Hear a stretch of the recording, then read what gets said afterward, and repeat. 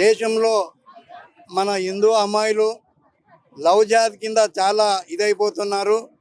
ఈ మధ్యనే మహారాష్ట్రలో నాసిక్లో టీసీఎస్ కంపెనీలో పెద్ద కంపెనీలో దాదాపు ఒక 10-15 మంది మహిళలు లవ్ జాత్ కింద ఇదైపోయిన తర్వాత వాళ్ళను మోసగించి బయటికి తీసుకుపోయి మత్తు మంది ఇచ్చేసి వాళ్ళని వీడియోలు తీసేసి మత మార్పిడి చేస్తారా, మతం మార్చుకుంటారా, లేకుంటే మిమ్మల్ని అందరు బ్లాక్మెయిల్ చేస్తామని చెప్పి బెదిరించి వాళ్ళని చేసిన తర్వాత దాంట్లో ఒక మహిళ బయటకు వచ్చి పోలీస్ కంప్లైంట్ ఇస్తే పోలీసు వాళ్ళు కూడా మహిళా పోలీసులను ఆ టీసీఎస్ కంపెనీకి పంపించి అంతకు మొదలు కూడా ఈ కార్యక్రమం జరిగిన తర్వాత ఆ మహిళా టీసీఎస్ కంపెనీలో ఒక మహిళా ముస్లిం మేనేజర్గా ఉండి ఆమె కంప్లైంట్ ఇస్తే కూడా ఆమె ఏం పట్టించుకోలేదు.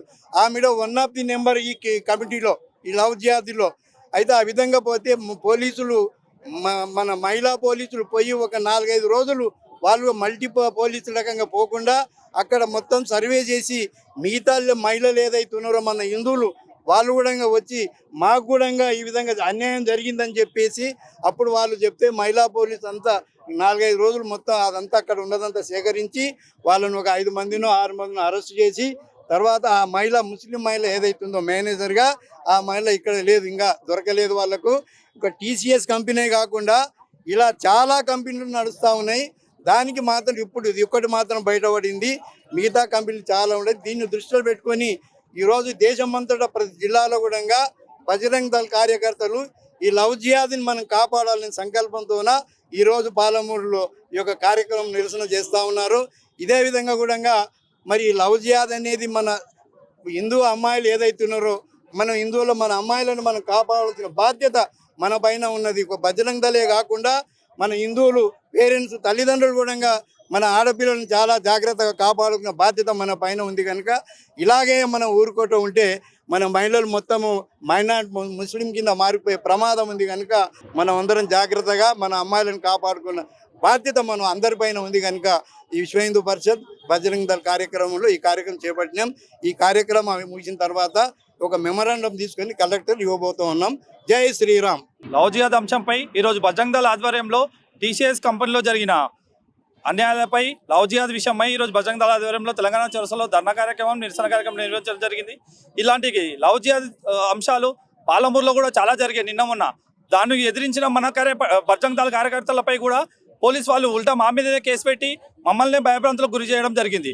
ఇలాంటి కార్యక్రమం పునరావృతం కావద్దంటే హిందూ అమ్మాయిలు జాగృతమయ్యి హిందూ అమ్మాయిలే భయపడకుండా బయటకు వచ్చి మన బజరంగ్ దళ్ కానీ విశ్వ హిందూ పరిషత్ కానీ లేదా హిందూ సంస్థలు కానీ వాళ్ళ అన్నదమ్ములు కానీ చెప్తే దుర్గావాహిని లాంటి సంస్థలు చాలా ఉన్నాయి, వాళ్ళకు చెప్తే మేమే దాన్ని చూసి సాల్వ్ చేస్తామని బయటికి రాకుండా ఎవరి పేరు బయట రాకుండా బజరంగ్ దళ్ చూసుకుంటుందని ఈ వేదిక ద్వారా నేను చెప్తున్నాను.